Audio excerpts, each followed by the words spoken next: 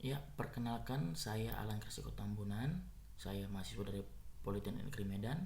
Di sini saya akan meresume atau akan membahas sebuah jurnal yang berjudul Pendeteksian Kecurangan Laporan Keuangan Menggunakan Fraud Diamond. Nah, jurnal ini adalah buah dari karya Fakultas Ekonomi dan Bisnis Universitas Lampung yang bernama Mafiana Anisya, Lindria Nasari, Yustia Asmaranti. Oke, selanjutnya sebelum kita masuk ke topiknya, ada baiknya kita harus tahu dulu apa itu fraud. Fraud adalah tindakan bersifat umum dan mencakup beragam makna berupa cara cerdik seorang yang dirancang untuk mendapatkan keuntungan dengan penyajian yang salah. Nah, di situ menurut Albert et al. Tahun 2011. Kecurangan laporan keuangan adalah tindakan yang disengaja yang menghasilkan salah saji material dalam laporan keuangan. Sementara Siombing dan Raharjo tahun 2014, mereka mengatakan bahwa kecurangan laporan keuangan merupakan kesengajaan ataupun kelalaian dalam laporan keuangan yang disajikan tidak sesuai dengan prinsip akuntansi berterima umum. Kelalaian atau kesengajaan ini bersifat material sehingga dapat mempengaruhi keputusan yang akan diambil oleh pihak yang berkepentingan. Menurut Australian Audit Standard atau AUS dalam Brennan dan McGrath tahun 2007, fraudulent financial reporting adalah salah saji yang disengaja termasuk kelalaian jumlah atau pengungkapan dalam laporan keuangan untuk menipu pengguna laporan keuangan. Nah, untuk topiknya sendiri, di situ ada Association of Certified Fraud Examiners atau ACFA dalam Report to the Nation on Occupational Fraud and Abuse atau yang disingkat atau ICFE tahun 2014 menemukan sekitar 77% kecurangan dilakukan oleh individu melalui departemen seperti akuntansi, operasi, penjualan, eksekutif, atau manajemen tingkat atas, layanan konsumen, pembelian, dan keuangan. Selain itu, terjadi peningkatan pada sebagian besar jenis fraud, salah satunya pada kecurangan laporan keuangan sebesar 9%, meningkat dari tahun 2012 yang hanya 7,6%. Itu data menurut dari ICFA tahun 2012. Angka ini tidak terlalu besar jika dibandingkan dengan penyalahgunaan aset yang mencapai 85,4%. Tetapi kecurangan laporan keuangan menyebabkan banyak dampak keuangan yang sangat besar. Hal ini akan mengakibatkan informasi yang disajikan dalam laporan keuangan tidak relevan dan tidak dapat diandalkan. Informasi tersebut dapat mempengaruhi pengambilan keputusan pihak eksternal dan internal perusahaan, serta dapat berpotensi munculnya pihak yang merasa dirugikan. Banyak kasus kecurangan yang terjadi seperti kasus Enron, Health Sound Corporation, Tico, WorldCom, Bank of Credit and Commerce, Center International, dan banyak kasus kecurangan lainnya.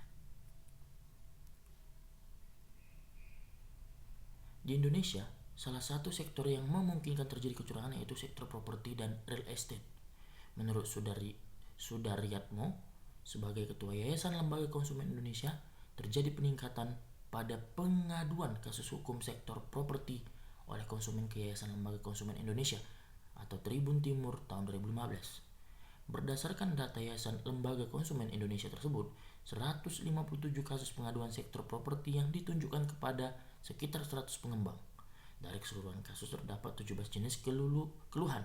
Itu menurut kompas.com tahun 2014.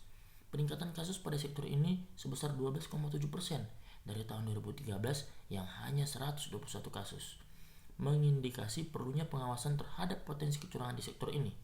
Secara umum, kecurangan atau fraud akan selalu sering terjadi ketika tidak adanya pencegahan dan pendeteksian sebelumnya. Oleh karena itu, terdapat beberapa cara dalam mendeteksi kecurangan seperti segitiga kecurangan atau fraud triangle dan segi empat kecurangan fraud diamond. Creasy tahun 1953 dalam Quotient et al. Tahun 2008 mengemukakan 3 kondisi berupa kerangka untuk mengidentifikasikan faktor-faktor yang mempengaruhi tindakan kecurangan, yaitu pressure atau tekanan.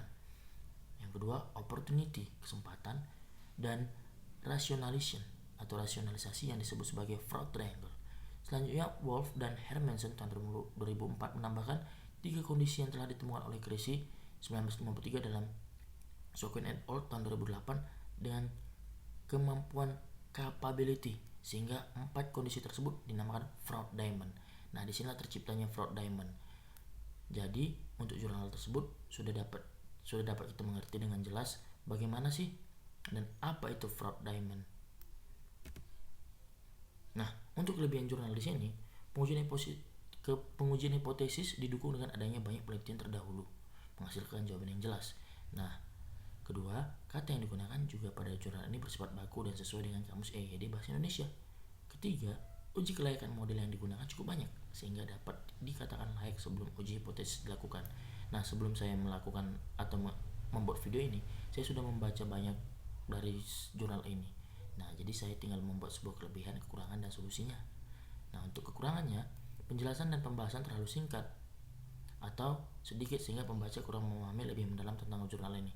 Nah, menurut saya sendiri, memang penjelasan dan pembahasan terlalu singkat pada jurnal ini, sehingga mungkin para pembaca umumnya masih kurang mendalami atau kurang mengerti tentang jurnal ini. Nah, apabila mungkin ada tambahan-tambahan yang lebih spesifik, yang lebih menonjol pada jurnal tersebut, mungkin jurnal ini akan lebih menarik. Nah, solusinya, pembahasannya dapat dipersingkat tanpa menghilangkan isi dari tulisan tersebut. Dan untuk penjelasannya sendiri dapat diperdalam kembali sehingga pembaca dapat mengerti. Oke, sekian dari saya. Terima kasih.